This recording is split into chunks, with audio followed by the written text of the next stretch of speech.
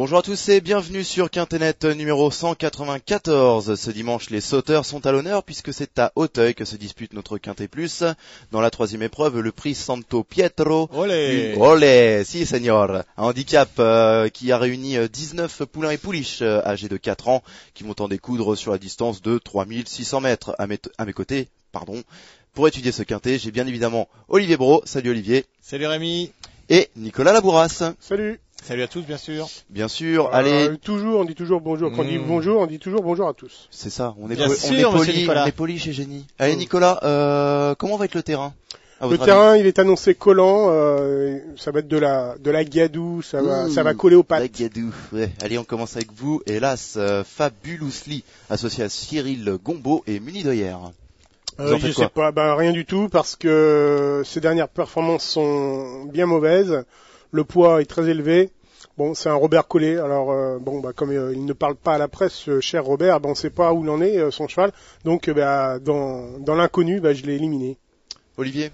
Il monte légèrement en puissance, on l'a vu la dernière fois, bien tenir sa partie jusqu'à 500 mètres du but avant de lâcher prise. Le coup d'avance était vraiment pas terrible. Bon, on peut penser qu'il va aller jusqu'à 200 mètres du but, il faudra s'en méfier. Il a de la qualité. Maintenant, 71 kilos pour porter ce poids-là, il faut vraiment être au top. On va l'observer, mais attention, il est proche d'une belle performance. Très bien. Le 2, Olive, c'est Farley de Kerser qui a déjà gagné sur cette piste. C'était en septembre, je crois. Oui, et puis il suffit de regarder son papier pour se rendre compte que c'est un bon cheval. Deuxième, quatrième, premier. Il est très brave, bien sûr, ce qui constitue un atout dans un Quintet Plus. J'y crois une nouvelle fois. Vous y croyez, Nicolas? Oui, absolument. C'est une priorité dans ce Quintet. Un cheval hyper régulier. Sa dernière course dans l'épreuve référence, c'est très bien puisqu'il finit deuxième. Bon, il n'aime pas trop le terrain trop pénible, mais enfin en dernier lieu il s'est quand même bien sorti d'une piste qui était plutôt lourde, donc je me dis quand la forme est là, tout est possible, et même à ce point-là, je crois qu'il est compétitif pour la victoire. Le numéro 3 s'appelle I Have a Dream, associé à Régis Schmidlin, qui en dernier lieu terminait juste derrière Farley de Kerser. Ah oui, ce sont des... C'est une bonne ligne. Oui, ce sont des chevaux qui se tiennent de près, donc c'est un petit peu le parcours qui fait la différence. On est obligé de retenir I Have a Dream très très haut également, un sujet qui est encore peu couru, qui est sûrement encore perfectible et qui a une petite marge à mon avis malgré un poids élevé dans ce handicap. 3 quintés je crois, une victoire de place, on n'en dit pas plus. Oui, c'est vrai qu'il est très régulier, Olivier. Oui, puis il a montré des moyens en début de carrière. La dernière fois, attention, il a fait défaut tout au long de son parcours. Sinon, il aura encore fini beaucoup plus près. C'est pour ça que là, j'en attends encore une amélioration sur sa dernière course. Moi, je suis très très chaud. Olé! Olé! On passe au 4, Tito Trinidad. Je sais pas si ça se dit comme ça. Olivier? Oui, c'est bien ça, oui. Associé à Christophe Pieux. Christophe Pieux, évidemment, Christophe Pieux attire toujours l'œil, lorsqu'on fait un jour, mais souvent Christophe Pieux sur ses tickets. Et là, il a associé un cheval très lutteur, un cheval qui donne toujours à fond dans un parcours. Certes, à ce point-là, il n'a pas trop de marge, mais bon, Christophe Pieux peut faire la différence.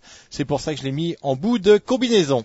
Monsieur Nicolas. L'an passé, il était bien meilleur sur les parcours coulants, et puis finalement, les 2 essais à Auteuil en dernier lieu ont prouvé qu'il pouvait bien faire sur la butte Mortemart. Le poids est un peu refroidi un petit peu sur ses chances. La monte de Pieux va augmenter un petit peu la confiance des parieurs. Maintenant, il y aura peut-être pas cher. Il mériterait peut-être 20 contre 1, il y en aura peut-être 15 ou moins. Mais bon, c'est 4-5 au mieux à mon avis sur ce qu'on vient de voir. Allez, on passe au 5, In the Jungle, qui ne compte que 3 sorties publiques. Ça fait pas beaucoup, ça? Ouais, ça fait pas beaucoup. Il manque de métier.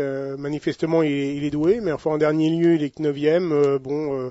Il va sûrement peut-être progresser là-dessus. Il faut voir. Ils sont 19, on peut pas tous les retenir. S'il a vraiment accompli de gros progrès sur sa dernière course, il sera peut-être dans le coup. Mais bon, on peut pas, comme je dis, tous les retenir. Et vous retenez, Olivier? J'ai retenu. J'ai retenu, car c'est vrai que c'est un cheval qui a montré de la qualité vraiment au début de carrière, qui est estimé. Il nous a déçus la dernière fois, mais on retente une nouvelle fois sa chance. Je pense que si le cheval était vraiment mal, on ne l'aurait pas engagé dans cette épreuve. Il y avait peut-être des excuses à faire valoir en dernier lieu. Moi, je juge sur ce qu'il m'a montré de mieux, donc je me dis pourquoi pas un rachat. La dernière fois, il y avait 22 contre 1, il a peut-être pas déçu beaucoup de monde non plus. Ouais, mais attention, le coup d'avance était pas mal du tout. La dernière fois dans un Quintet Plus, les gens se posaient des questions. Il m'a déçu, mais je suis sûr que c'est un bon cheval. Nous verrons bien. Oui, et puis il est entraîné par un homme adroit. C'est vrai, on passe au 6, Olivier, parce qu'ils sont 19, va falloir se dépêcher un peu quand même. Le 6, Northern Senior, qui est quand même très régulier, vous me direz pas le contraire. Mais par contre, il découvre Auteuil. Oui, il C'est découvre peut-être un Auteuil. point négatif, ça. Mais il a bien fait Nantes. Et comme souvent on dit, lorsqu'on fait bien Nantes, on fait bien Auteuil, car en face on saute des gros. Et Auteuil, on saute également des gros, même si c'est des haies. Et ça monte et ça descend Auteuil comme à Nantes. Bon, maintenant il monte de catégorie, c'est ce qui m'embête. Je trouve très chargé au poids. J'ai fait l'impasse, c'est peut-être prendre un risque. Et vous, Nicolas, vous en pensez quoi? Ça sera pas une base, ça sera pas une base. Non, je l'ai mis 5e. Souvent, mes coups de poker, je l'ai mis 5e essai, un coup de poker, parce que 3 courses, 3 victoires, on connaît pas ses limites. Il va dans le lourd, on le sait, puisque la dernière fois c'était à Nantes. Dans le lourd, il a gagné. Bon, bah, on faut voir ce qu'il peut donner à Auteuil. Un Fertillier monté par Xavier Hondier, il faut s'en méfier. C'est un coup de poker. Un coup de poker. Allez, le 7, Pouchki de Somoza, le frère de Or-Noir de Somoza, qui a l'air quand même assez régulier. Vous en pensez quoi, Nico? Non, il est pas du tout régulier. Il Ah va non, être arrêté, non, c'est vrai. 6e Il en reste même steeple. sur une contre-performance, autant pour moi. Et Désolé. puis bon, non, je crois que c'est bien meilleur en steeple et puis peut-être en haie dans des catégories inférieures, j'en veux pas. Olivier. Oui, puis il reste sur une chute.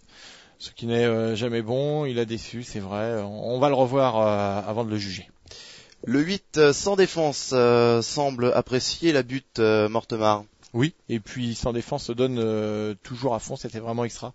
Lors de sa dernière sortie, Jean Bertrand de Balanda, qui est notre consultant, part relativement confiant avant le coup. Donc moi je fais confiance à l'entraîneur et au cheval, qui m'a vraiment fait plaisir ces derniers temps. Nicolas, vous faites confiance en notre consultant? Bah, oui, enfin, Géant, il pense que son cheval n'a pas de marge au poids, hein, pas du tout. Donc, c'est pour Ouais, mais lui. il donne toujours à fond.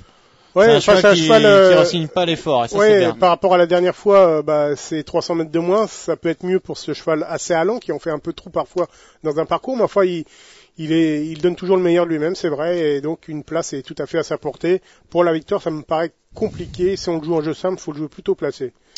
Allez, on passe au 9, Toura Lourala, dont l'entraîneur est assez confiant, Nicolas. Oui, il est très confiant. La jument est extra. En dernière minute, c'était bien. C'est une des bonnes possibilités. Regardez ses perfs, ce qu'elle a fait de mieux, bah, ça lui confère ici une très bonne chance. J'aime beaucoup.